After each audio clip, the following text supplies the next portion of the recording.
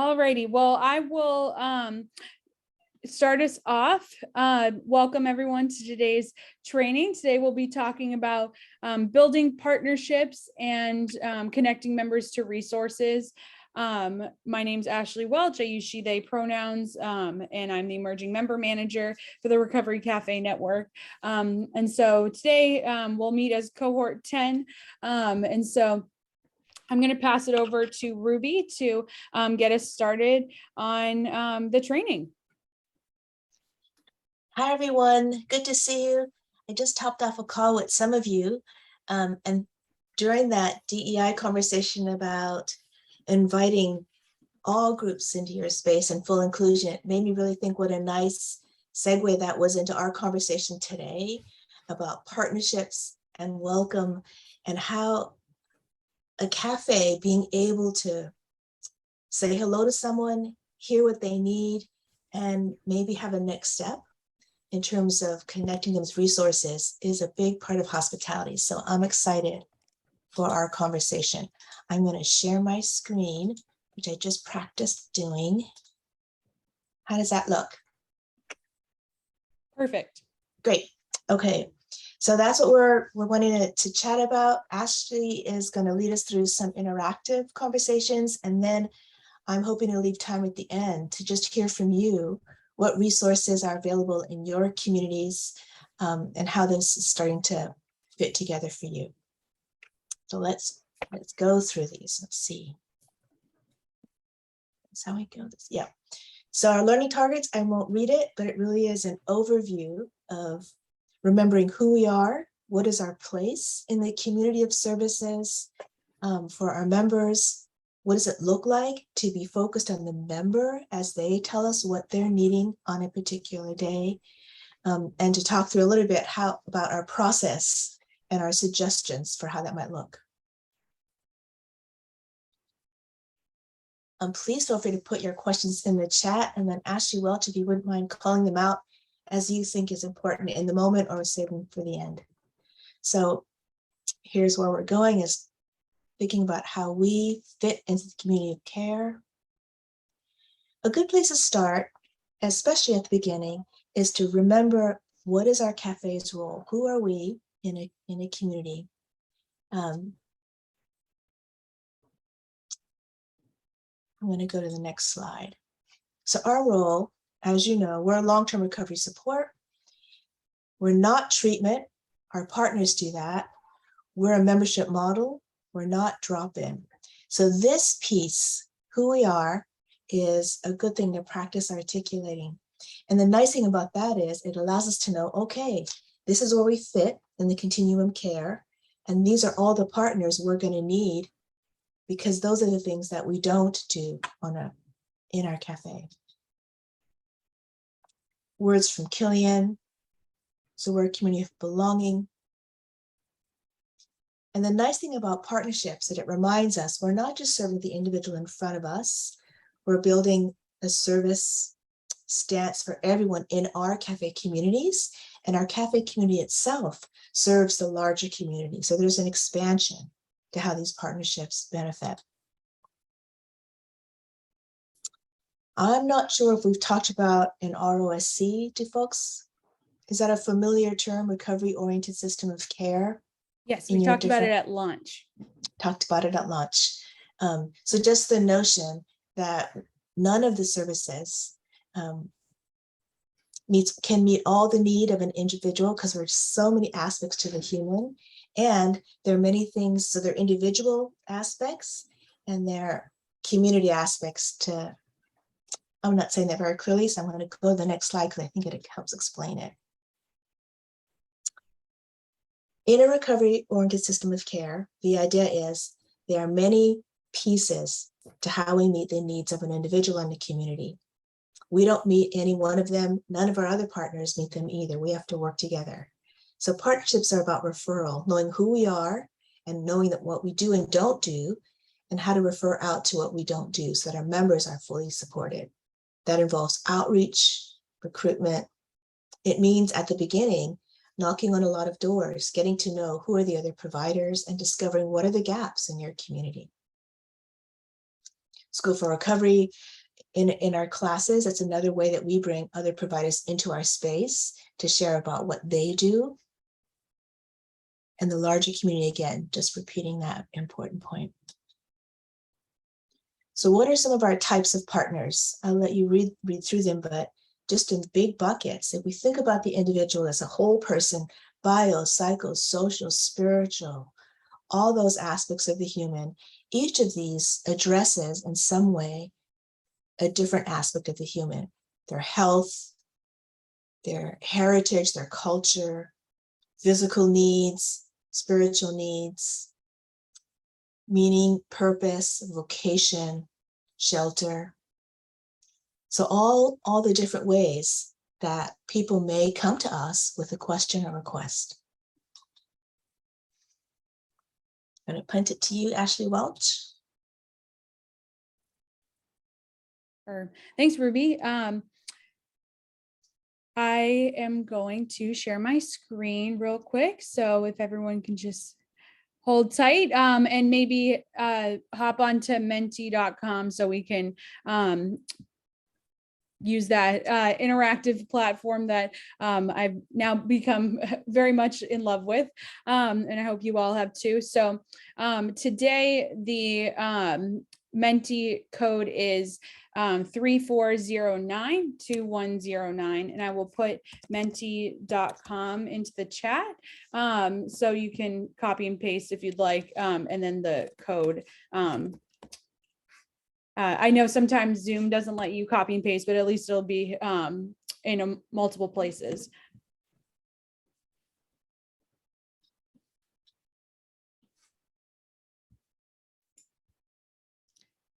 And then feel free to start adding once you get there. Yeah, so I want to start off with us like brainstorming, like what needs do you see in your community? And so of course we're all here because we see a need for recovery support, but that means so many things. So and I see we're going in two different directions, which I think is good. So I'm seeing like some tangible things like housing. Definitely want to think about that. And then I'm seeing like things like compassion and understanding, which is also a need that we can help meet. So things from both sides is a good way to start. And then I'm seeing Abe, Ethan, Jody, and Gilbert add housing and rental assistance into the chat too. Okay. So affordable housing. I live in Seattle, so I know that real hard. Stress management, opportunity, friends, unity, SUD recovery, healthcare, shelter, people who care. Absolutely, I feel that, and that's something that we're trying to meet too. So accessibility to medical assistance treatment or medically assisted treatment, in case people don't know what MAT stands for. Friends, connection, compassion, amazing. So you can keep adding to this as I speak too, but I think what this really speaks to is that there's just so many different needs, and this is not an exhaustive list by any means, and especially that list of needs might look different in your community than in mine or the next. So really learning about what your community needs are, so that you can then figure out where to go in terms of building those partnerships is important. If you were at the last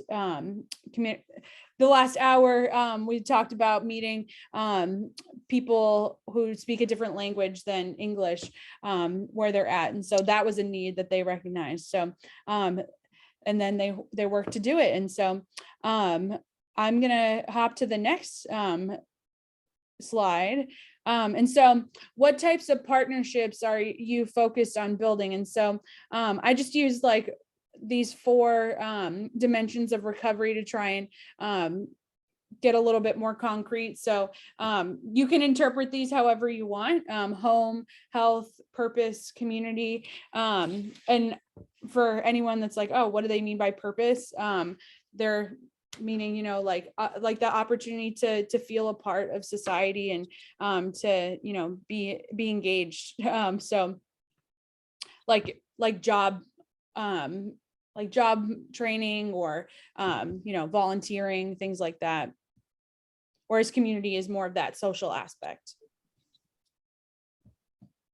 And then home is like shelter, and health is so many things. And I guess they're very intersectional in a lot of ways too. So okay, I'm seeing and of course like this is a technical ranking just because there's limited options on how we can express data and our opinions, but these are all important. So but it might be that there's just a higher need for something in your area than another. Does anybody want to hop on and speak to what their choice was and why they chose that? Feel free to, I can't see if you're raising your hands or not, so feel free to just jump in.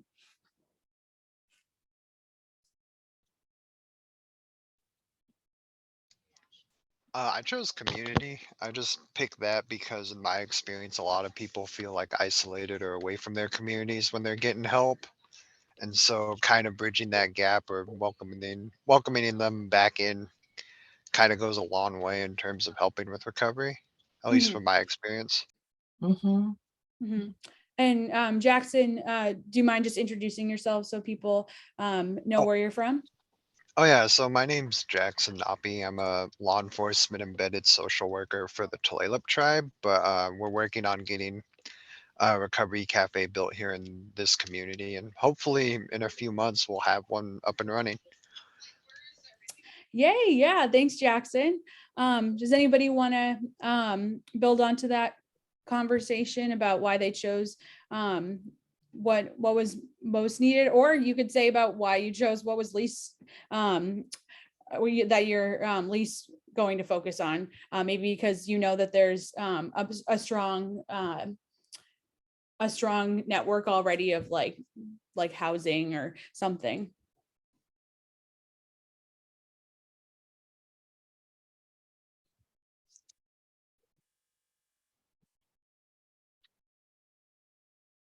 Okay, maybe people are Oh, feeling, oh, oh, go. I was just Whoever would gonna like to. speak because I already talked to.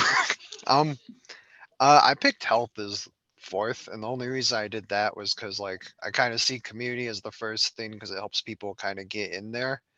Purpose or home are kind of tied because you need some place to stay, but having a purpose helps you kind of continue through recovery to where you're not, slipping up or you kind of idle or anything like that. And then health, that's something you can always revisit as long as it's not your mental health. Mental health is up there too. I think that would probably be above home and purpose, maybe. But yeah, that's kind of why I picked health as last. Mhm. Um, and Jackson, just because you're already off mute, when you're speaking about building community, what partnerships is your cafe thinking of making in order to work towards that goal of building partnerships? So a big thing in the community I serve, because I mainly serve a lot of Native American populations, and then um but one of the biggest things I've noticed is that a lot of them, because we during our cold weather shelter, because the tribe had one where they housed anyone who was homeless or didn't have anything at the local hotels. They were kind of we were planning on doing like a cultural connectedness study, like a little survey. We never really got around to doing it fully just because there was not enough of us to do it. I tried to do it for the most part, and kind of the interesting stuff I kind of took away from it is a lot of the people who are still out there are using or they want to get in recovery, but there's still there's a barrier. A lot of it is just they feel like they won't ever be welcomed back, or they Mm. won't be a part of the tribe, or they won't be a part of the people. Um, and I Mm. think with other populations too, it kind of is the same way, is because that's the same thing a lot of people always say is like they're not sure if their family will welcome them back or their friends or things like that. And so that's kind of why I thought community, when trying to build community, what we're working on is just trying to create more events that people in recovery can participate in. Like next month, my program, we're hosting a Wellbriety camping trip to the Lopez Islands. So we're taking a bunch of our clients who are in recovery and then community members because it's piggybacking on this thing called Canoe Journey. And Canoe Journey is like a Coast Salish kind of like I don't really know how to explain it. It's kind of like it's not a coming of age ceremony, but it's like a cultural thing where they go in their big canoes and visit all the other tribes and kind of meet with them. And it's something they used to do in the old days too. And so by helping these people come on this trip, because normally it's really hard to kind of get re-involved with that stuff if you are in recovery, just because that's kind of how they treat it is you can't have that stuff near that traditional things, but they've let us do this. And so for a lot of people, I think they'd really like it because it's kind of bringing them right into as close to their culture as they can be by doing this traditional thing that, they've done for hundreds of years. Yeah, thanks, Jackson. And maybe when you're on Lopez Island, you can visit the Lopez Island Resource Center that's opening, or is the organization that's in cohort 10 with y'all. So Oh, I didn't even know that. I'll write that yeah, down. maybe Nicola can reach out, or you can reach out to Nicola if you want me to connect you to her. Just let me know. I think she's on this call. Yeah, and so. Thanks everyone. So I think that, as we're thinking about the partnerships that we're hoping to build, partnerships by definition are reciprocal. So I want us to start brainstorming like what your cafe offers to your community's recovery landscape. So, what does a recovery cafe in terms of how it can work with other partners? What can it give to them so that it's a two-way street, and this is I believe an open response, so you can do up to 3 entries on this one. So if you want to take a minute to do that, I will leave y'all in silence and let you know when, and so press enter and then we'll start talking about it, just because it takes a minute for your brain to start working.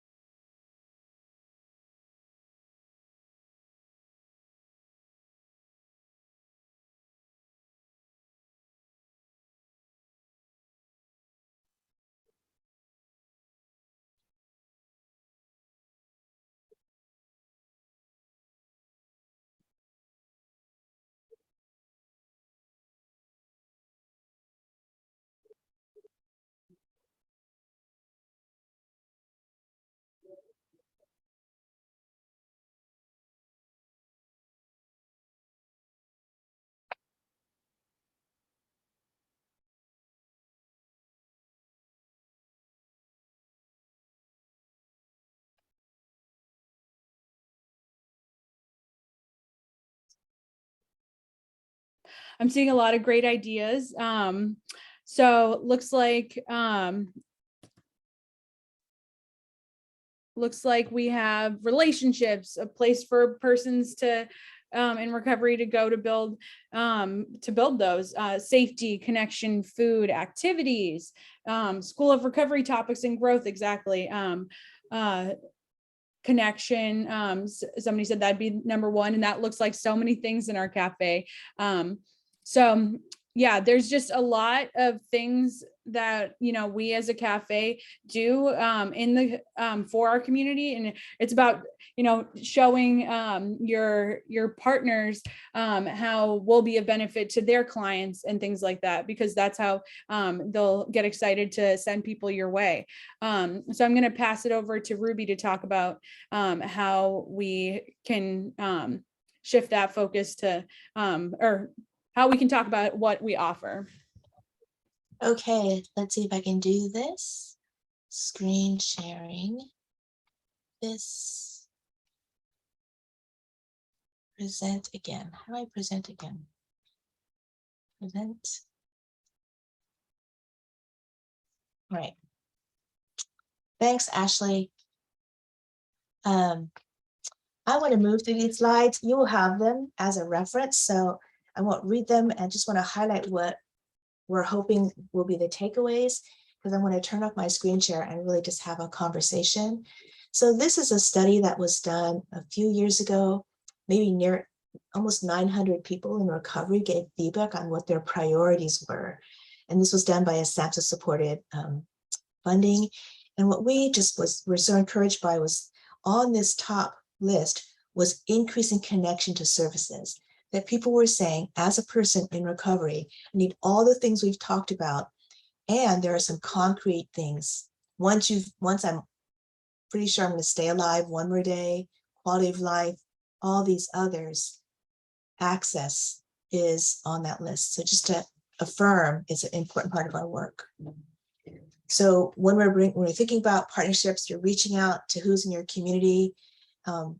Also really important to be able to claim as a recovery support community, what do we have to offer our partners? Feedback. So how many times have we had treatment providers, case managers, housing providers, potential landlords reach out to us for information about a member who's applying for some resource? And we can say, yes, we know this member. They've been with us for a long time. They come every week. They're really helpful. They're able to take feedback. And so we're able to give that on behalf of our members to other providers. Advocacy. I think we'll talk in another conversation. We try to keep on top of what are the local conversations happening to improve resource access. So Olympia, our state capital, our team goes down once a year for Recovery Day to advocate and make sure that our voices are heard. And then, of course, support.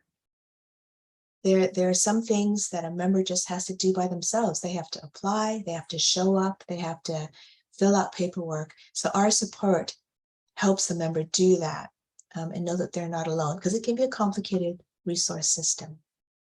So we have quite a bit to offer. Member-centered approach. We've talked about this before. Really important to us, just starting by listening. What does the member need? What are they identifying as their priority and meeting them there? That's our first point of connection, because it communicates, I've heard you. I might not agree that that's more crucial at the moment. We might have a conversation, but at the end of the day, what the member identifies as their next step is where we really want to come alongside. So what are some ways that we think about doing that? Conversations, identifying what resources they already have. They're thinking about what's important right now, allows us to then help them identify their next step and advocate with the other partner. Here's what we've heard from our member. Here's what we can provide. Member-centric approach also involves, I won't say education, but information sharing. So extending hospitality to other providers, creating space for feedback from other providers in your space is a core part of our member-centered approach, because it allows our members to realize, I didn't know that service was available in the community. That other partners coming into our space, it gives our members some options. Oh, that might be another place that I might engage with to take the next step toward more stability.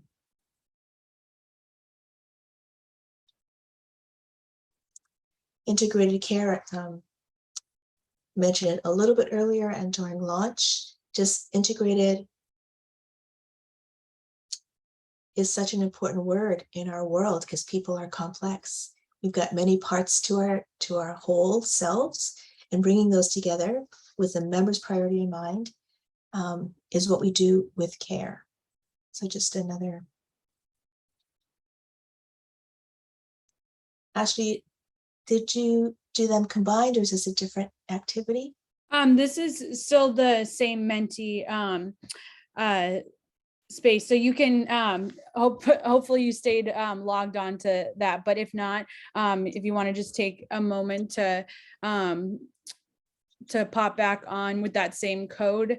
You know, of course there's a lot of resources out there, but there are many barriers to accessing them. So let's think through some things that you've either personally experienced or heard of, or can imagine that is a barrier to people accessing resources in their community.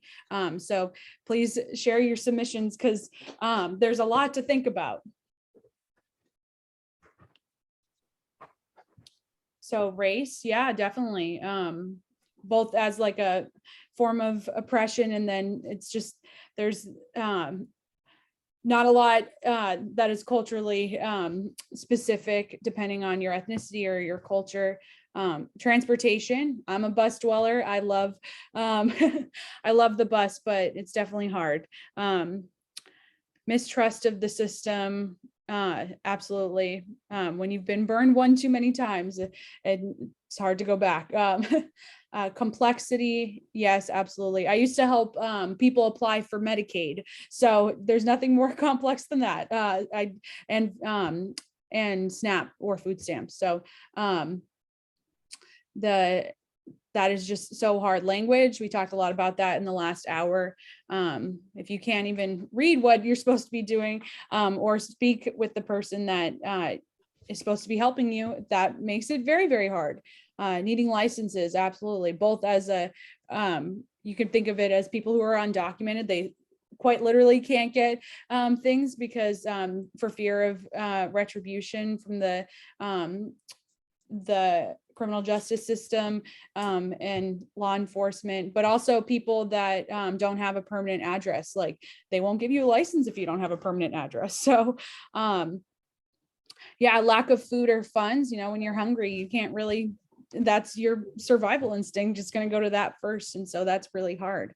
Miscommunications, yeah, we're humans, so it's hard when people don't have the information they need. Non-inclusive, that's right. As a queer person, it's very hard for me to find you know, resources that and like doctors and stuff. I always have to like have a conversation and vet them first to make sure that, you know, I'm not being discriminated against. And that goes for so many identities, and especially people with substance use disorders or mental illnesses. Okay, so we see that there's a lot of barriers, and this is by no means an exhausted list. So it's hard to be able to or to see this list and be like, oh my God, what's the point? You know, and if there's so many hurdles, how is anybody supposed to make it through? But that's something that we as a cafe can help with. So I'm going to pass it over to Ruby to talk about how she's approached that before. Okay, let's see if I can do that.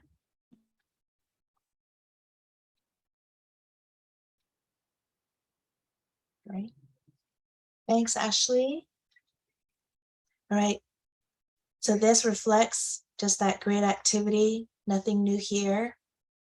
We'll keep these top of mind, and you will also as you build your cafe. So access to services. Oh, Ruby, can you go back to the barriers and just kind of speak to how how in your experience in Seattle, or what you've heard of from other cafes, how they've approached helping members overcome those barriers? Okay, great. Thanks, Ashley, for that little nudge. For most of these, for example, no permanent address, lost ID, we just had a resource training for our newer team members in Seattle. And Our first step, and we'll get to this, is we've identified who in the community helps someone do this. So there are nonprofits or other groups, case managers that we have gotten to know at the individual provider level. So when someone needs a permanent address, they can go to another nonprofit that provides them, that allows them to receive mail at their location. Or lost IDs.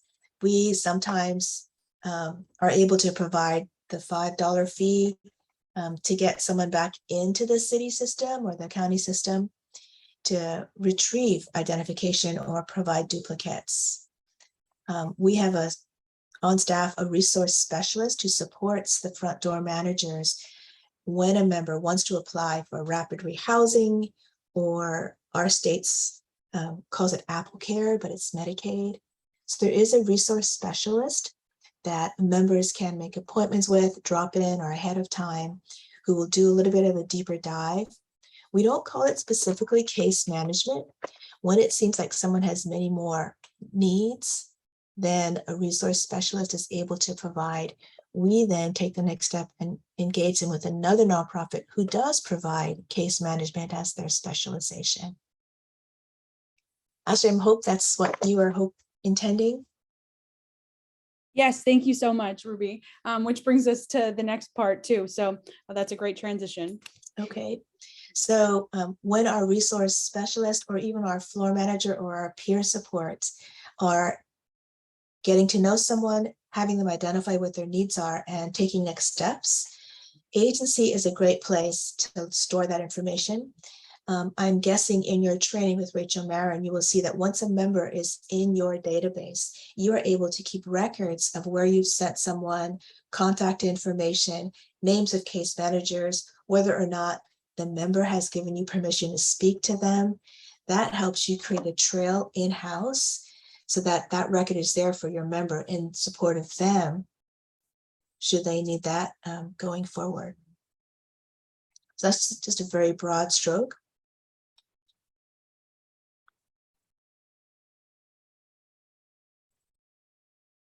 We've talked about this in different ways, listening to what the needs are that you identify, what the members identify, figuring out who provides that in your community, inviting those providers into your community, or you going out to them to solidify in their minds your role and how you can support their work, and to help your members see how they can support your work with them as individuals. So I've talked about a resource specialist. It doesn't have to look this way, it's just how it looks for us. So our approach was we identified a resource support person that served as our lead. It just meant that in one of our team members, we had someone gathering the information, keeping the team up to date, being a point of communication for members and other providers in both inward and outward. So even though we have a resource specialist on our team, every one of our managers, our recovery specialists, our recovery coaches, they also are trained in how to use the information system. In Washington State, it's 211. It's kind of parallel to 911, but 211 is how we get online and call for a comprehensive resource information. But everyone on the team knows how to do that. And at the same time, there is one resource lead. That resource lead, as well as other staff, keep track of information in agency, so you can track the resources. And that's what's described here. I think there are just a few more slides and then we can take broader questions. So here are some first steps that we think might be helpful, is really as you talk to members, listen to members, find out what's in your community, create a list, write those down that you can refer to and continually update. We have regular conversations. There's a time in all of our business meeting time of our staff meetings to share information. Here's a new resource. Here's a new benefit. Here's how you access it. So everyone on the team has a sense of what's been changing in the resource world. Members are often your biggest source of information. I can't tell you how many times I've suggested someone do something, go to this agency, and a member will pop up, oh, Ruby, that agency's closed, here's a different one, because they're the ones out in the community asking questions and advocating for themselves and their team and their peers. Ashley Welch put this together. And again, you'll have all of this, so you don't need to write this down. Just other locations or recommendations about how to just start that level of service to your members. I'm gonna stop sharing and take us back to a conversation. I don't know if there are questions, or I feel like that was a very broad overview, and that most of you, given what I'm remembering about where you are in your communities and your history of service, a good use of our time will be to just talk about what you're seeing, what you think your next steps are, and hearing how you think we could be helpful as you do that.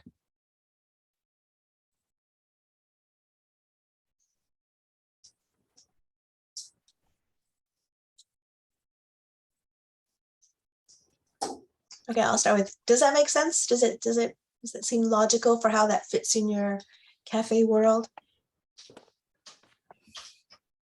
It does. I have a question, Ruby. You're taking questions now, right? I Yeah, didn't miss that. absolutely. Okay, good. I prefer Pretty much taking questions than talking. So I'm intrigued by this idea even of inviting community partners into the cafe to visit, we have a lot of existing community partners because some of the other work we're already doing pre-cafe. What form do you find that works best in terms of having them visit the cafe? Is that in terms of making their services known to members? Do you set aside a time or a corner, or what's the best way to get that information and not disrupt the flow of the cafe? No, thanks. That's a great question. That gets my brain kind of in a little bit more of a sync. There's not a best way. There are multiple ways. So I'm going to start to just describe what we do in Seattle as examples. So when COVID hit, we had this maybe once a year, but now we have it once a month. It's called a Resource Connection Day. So our team, once a month, has made relationships with other partners in the community, and we do a fair. It's held outside. Because of COVID, they were under tents, not inside. But other partners just come and they table and they share their information, so that maybe during a month's time, one of our members will tell our team, you know what, I'm needing extra recovery support. I'd like to find a recovery coach outside the cafe. We'll say, great, come to the next Resource Connection Day because Peer Seattle is going to be here. And they do that. Another booth is the free phone, the Obama phone system, where a person can sign up for a free phone. So that's one example. Another example is we have we're reinstating post-COVID, a once a month coffee hour. And that we have, as you know, as a separate bucket, a new member introduction. Once a week, potential new members come to that. Once a month, maybe twice a month, depending, we have a coffee hour where we invite community volunteers or potential partners. So other service providers for 1 hour, come check us out. We do that before hours so they get a tour. And so it doesn't necessarily interfere with the flow of the cafe operations. They get a tour, they get a description of our program, they get to meet our staff team. And so they know if they're, for instance, treatment providers or case managers, if I have a patient in that external environment, here's where I can send someone for recovery support. That's another model. We have had at times a service provider might, outside that kind of example, say, can I come do a presentation for your community? And so we've said, okay. So they might come and do a class in our School for Recovery 1 workshop to describe what they do. So for example, A Path with Art is another nonprofit. Their service is creative arts. So they came and they do a presentation, recruit people for a class, and host a class in our School for Recovery. So they've come in. Sometimes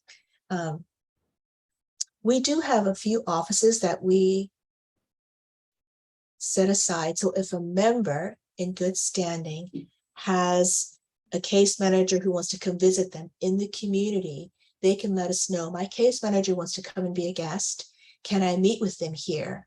They'll usually talk to your staff person, make sure that the case manager knows that that's not a usual thing, because we're not a space where they can come do therapy in our space. But if they want to come for a visit, our member can bring them as a guest and engage on our floor so that the case manager can see, oh yeah, this is what the member is doing. I can navigate that, document that in their agency. So that's another kind of partnership. The nice thing about that is that case manager sees us in action, probably has other patients or clinic that they want to send to us. So then we begin this layer of relationship with that agency. Does that make sense, Dawn? So those are 3 examples of how we would do that. Yeah, we really. Thank you. That's really helpful. Thank you, Ruby. You're welcome. It's a great question, because in the beginning we had to really be clear, because of course, case managers and therapists, they're very interested in coming to do their work in our location, right? It's engaging, it's more embedded in the community, but we didn't want to turn our space into that. We couldn't turn our space into that, and preserve our community support feel. I have a question, Ruby. Yeah. Kurt in Indiana. Do you typically develop MOUs or anything with people like treatment organizations and case managers so that you don't have to do the individual release of information for everybody, that you could actually work under a bubble of an MOU? Great question, Kurt. We have not taken that stance. We really do it on an individual basis. Yeah. But you're using that language makes me think.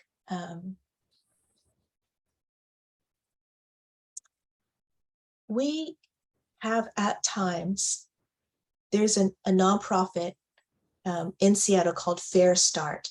And their mission is to train people in recovery to be in the food service industry. They're very prescribed 13-week lockstep training program. They're a couple blocks away. We wanted to offer recovery support to their students, but because of their lockstep restaurant training is really pretty rigorous, they could not come to our cafe during their workday. So we took the circle to them. So with Fair Start, we did have kind of an MOU agreement that we would be in their space to offer a recovery circle. But that was just kind of a specialized example. We don't have very many of those. And they're not a treatment provider. I hope that answers your question, Kurt. Yeah. And then the tricky part about MOUs with treatment providers, it gets you in that gray area. And really part of my job is to make sure we stay outside of the treatment umbrella to preserve that peer support label. Great question.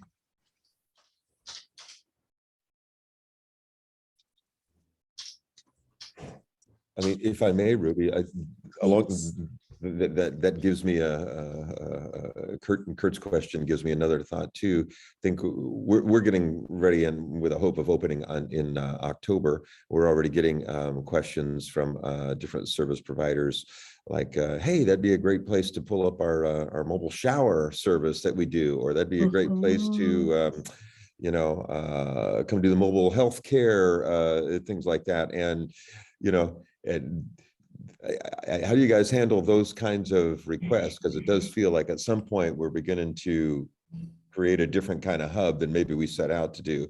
I'd be curious your reaction on those kind of opportunities. Yeah, I don't have any prescriptive advice for locations because you're all so different. But so our resource connection day does function in that way. The mobile shower van does come periodically to one of our locations because we have the space at one of them. So they pull up and they hook up to our water. And the nice thing about that is because they're external and they're a separate organization, they are able to serve people who are not necessarily members and who do not necessarily have 24 hours. But because we've showed hospitality to the shower van, these are now potential members who get introduced to the Recovery Cafe. So they don't have 24 hours, the next day they may come. So that is, so there we have the shower van come, we have the dental van come, we have the veterinary van come. The veterinary van is a huge draw because many of our unhoused friends and in the community have pets that they are not able to access care for. So it's just a great partnership. But they remain independent nonprofits that come to events that we sponsor. Great question. That's helpful, very helpful. Thank you, Ruby. Absolutely.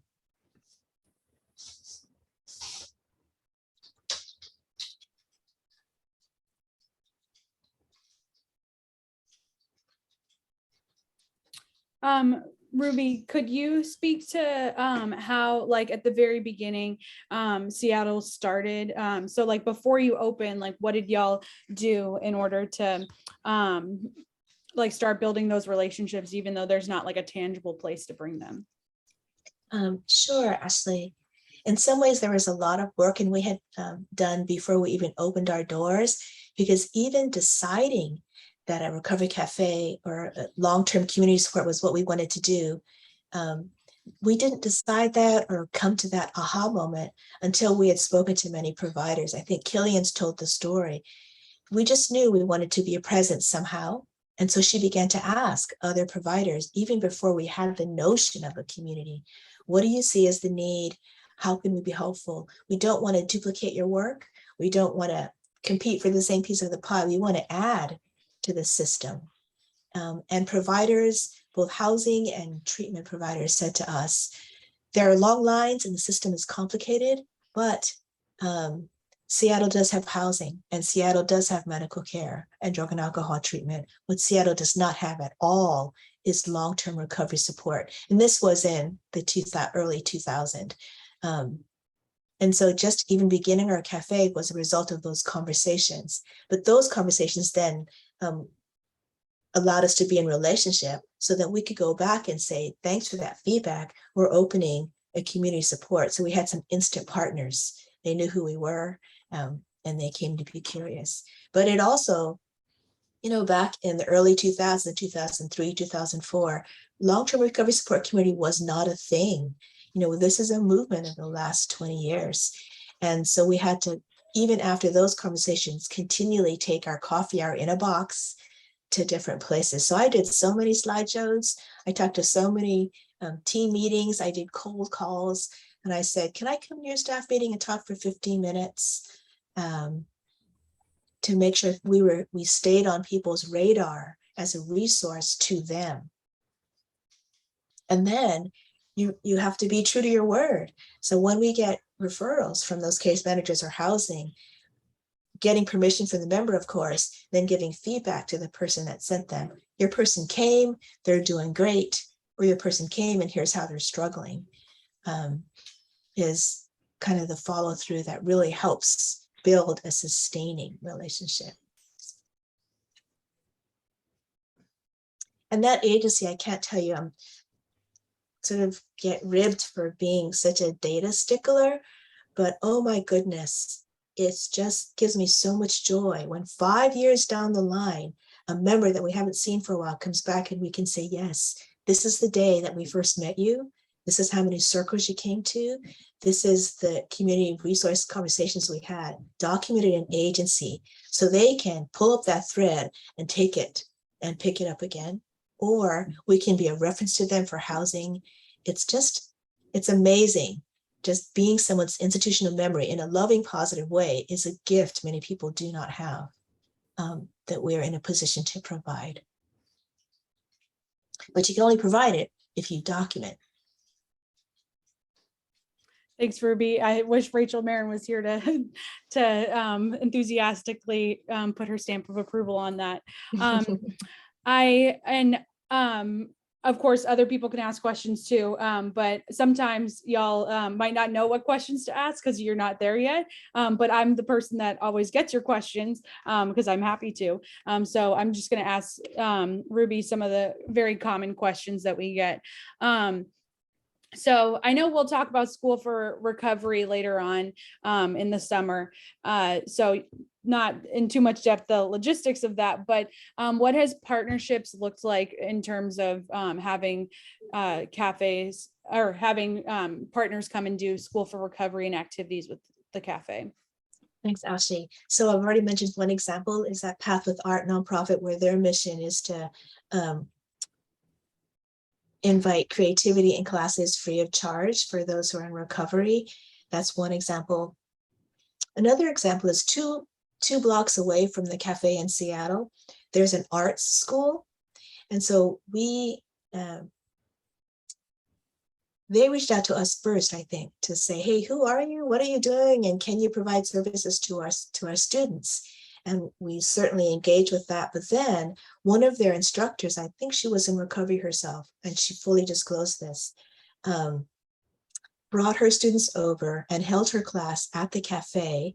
And as a result of that collaboration, about half a dozen of our members were able to then create a production. They went back and did it at the Arts College campus. And we have so many beautiful photos of a show that they did together. So that's another kind of purpose, meaning, creativity partnership that we were able to do.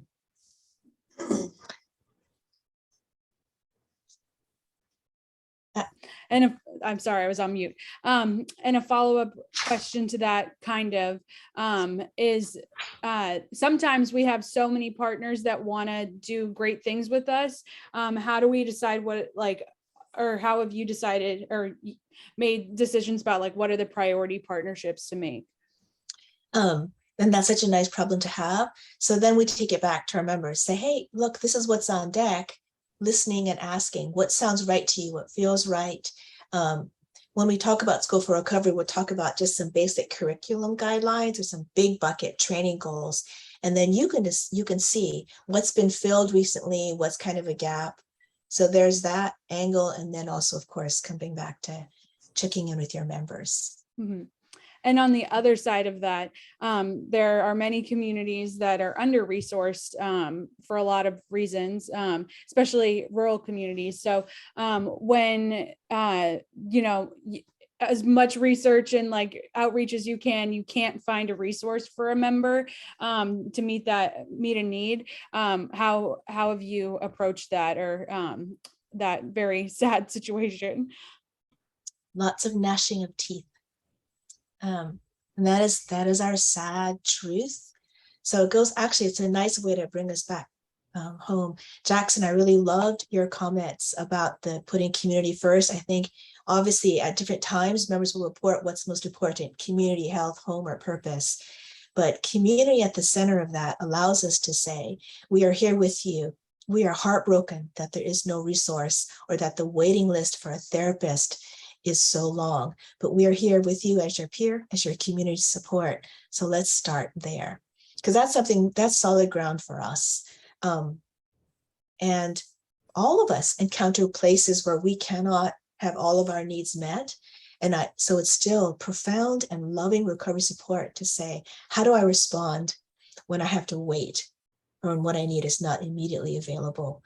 And it sounds wishy-washy, but I believe it's powerful, because the truth is, at some point in all of your community lives, there's going to be a need that nobody's going to be able to meet. Mm-hmm. Yeah, for sure. And I know a lot of cafes that is true, where there are not a lot of resources, especially in one area, feel the need to take that responsibility on, add it as programming or an additional part of their cafe outside of the model. So what would you say to a cafe that wants to do that and is considering doing that? What are the considerations? I would say, love the creativity, love the heart to meet the need that your members are identifying. Stick with the model and check in with Ashley Wells for RCN, because there may be another cafe we could help you connect with who has developed this new program or this branch.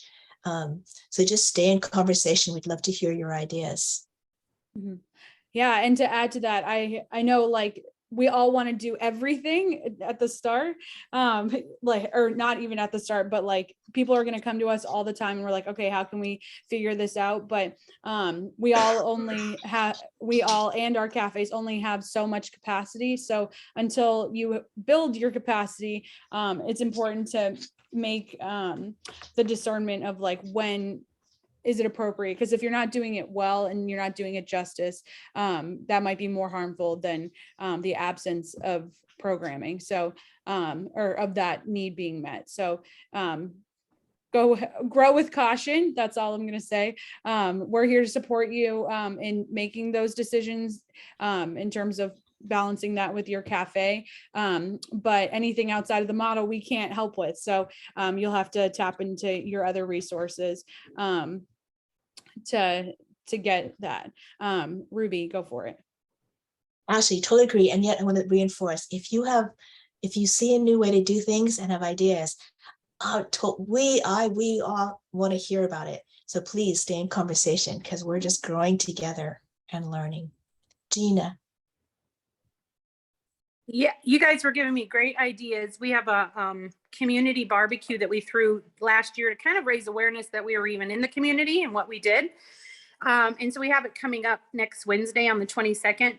But I think some of these ideas are great for me because now I'm thinking to reach out to a lot of our partners in the community and maybe even have them, almost use it kind of as a pop-up place for them because it's a 2-hour thing, 11 to 1, and then also kind of using that to invite people in the community, just if they're in need of some of those services, they could come and see them all at the same time, and also getting those partners just to maybe stay for that 2-hour time period instead of just lunch, I think that's a great idea. So I'm thinking, I'm going to reach out to them and see if they can't make it more of a just stay for the whole 2 hours. And, and then just let the community know. Of course, I need to talk to Gabe about this, but these are great ideas. I'm so glad. Yeah. That's awesome, Tina. So anyway, I think that would be an excellent way to use that barbecue, not only for awareness in the community, but also to those people who need those resources to let them know that we're going to all be there the same day at the same time. So excellent. Thank you. So I have 3 thoughts, Gina. Love that. First is, and it's an opportunity for shameless self-promotion. For all those partners, you can continue to reinforce for them, this is who we are, because they will identify people who need recovery support. And then your mention of food. Thank you. That's a whole category of partnerships. So once a week in Seattle, this iconic Dick's Burgers brings burgers for the entire cafe. I don't pack a lunch on Wednesdays because I get a burger once a week. So, and we used to have another restaurant that brought us once a week dinner just because restaurant industry is so invested in that engagement because lots of alcohol use in the restaurant industry and looking for partnerships where they can have their people be supported. And third thing is, what is that baby's name? This is Riot Rose. Hello. Right. And hello, precious. Oh, she's and beautiful. then I have her sister over here too that's 6. So so I apologize. Every Tuesday and Thursday I babysit. So I try to focus and listen, but sometimes babies give life. I love it. Thanks so much. So thank you guys. Thanks, Gina, for juggling, especially with a baby in your hands. Okay, so seeing that it's 11:01, I want to just put some reminders out there in case there's people that need to leave. And then we'll do a last call for questions. So my first reminder is that, as y'all hopefully know, we did open up the application for capacity grants. So y'all are all eligible for a round 1 capacity grant. And so that due date for that application, and there's only one opportunity to apply for the fiscal year. So make sure you apply if this is the time that you're hoping to use that funding, is on July 15th. So if you have any questions at all, please come to me sooner rather than later, just because I don't want to delay any funding getting to you, because we know how instrumental that is. And then my second reminder is that we have a check-in on July 7th. That's what my calendar says. So you get a couple weeks free from us. And I'm sure you need the rest just because it's been a busy month or so of training. So we're looking forward to checking in with you all. So please make sure at least one of your team members is able to attend that check-in. And if there's anything you need we'll be there, or I'll be here to help. Oh, and then a final reminder from today, or that I want to let y'all know, is that if your team lead hasn't ordered your t-shirts, there's still time. So each cafe got a link sent to them to their primary contact. So one order per cafe of t-shirts will need to be made by the 25th of this month. So and I might be reaching out to a couple of you because I want to consolidate your orders so we make sure they all stay together, because you might have made multiple orders, and so just want to clarify some things, and those get shipped directly to you, so I don't have to package them again, and you can get them faster. So want to make sure that goes smoothly so y'all can rep the network and show off your gear. Ruby, did you have any reminders or last thoughts to add before we do a final call for questions? Nope, just love being with you all. Thanks, Ruby. Any questions, anyone? Feel free to raise your hand, or yeah, anything. Any questions, maybe a scenario you're thinking of. There's a lot of room. And if not, we can close out early. So I'll open the window. Alrighty. Oh, Don, go ahead. Oh, gosh, everybody was going to leave, and then I jumped in. Sorry. One area of partnership that I'd maybe like to hear more on about how you folks have worked has been partnerships not necessarily related to service resources, but for instance, I believe San Jose has a partnership with a coffee roaster that gets them some of their coffee, and I know some of the other cafes have worked out ways to get resources into the cafe for doing what we do in the cafe. I'm just curious what the approach has been on that, or what kind of pitch or what kind of partners do you approach with those kind of things?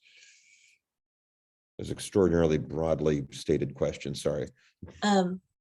That's a great example. We have also have that relationship with the coffee roaster. They give us all our coffee for free. That's like $10,000 worth of coffee. So it's kind of a development department question, but it's the same principle. Coffee are in a box. You develop your story, your pitch, your engagement. It's always invitation. That's such a general answer, but so the answer is yes, do that. Mm-hmm. And Don, that's a great point, is that partners can come from anywhere, not just like the service provider realm or recovery realm of things. So restaurants, businesses, like if you want to get like gloves and hand warmers donated, like from a local business, like that's a partnership, because that might become an every year thing. Or we have like a dental van that comes, like they're to our cafe. We have a vaccine clinic sometimes. Like there's a lot of different opportunity for things, and it doesn't hurt to ask. The worst thing they can say is no. So just always being open to whatever they're able to provide. And maybe at this time they can't do a partnership, but maintaining that relationship in case, down the line, they want to participate in what you have to offer, or want to help your community in some way, because things change all the time. So just stay open and keep connecting. Cool. Thank you. And I think that's a great way to round us off, unless anybody else has questions. Thank you all so much for your time today. And if there's anything that comes up after, I know I'm a person who likes to let it sink in and then ask questions later. Just let me know. Happy to answer over email, hop on a call, or chat with y'all. Thanks y'all so much. Thanks, everyone. Good to see you. Have a good day. Thank you too. so Bye. much. Bye-bye. Bye.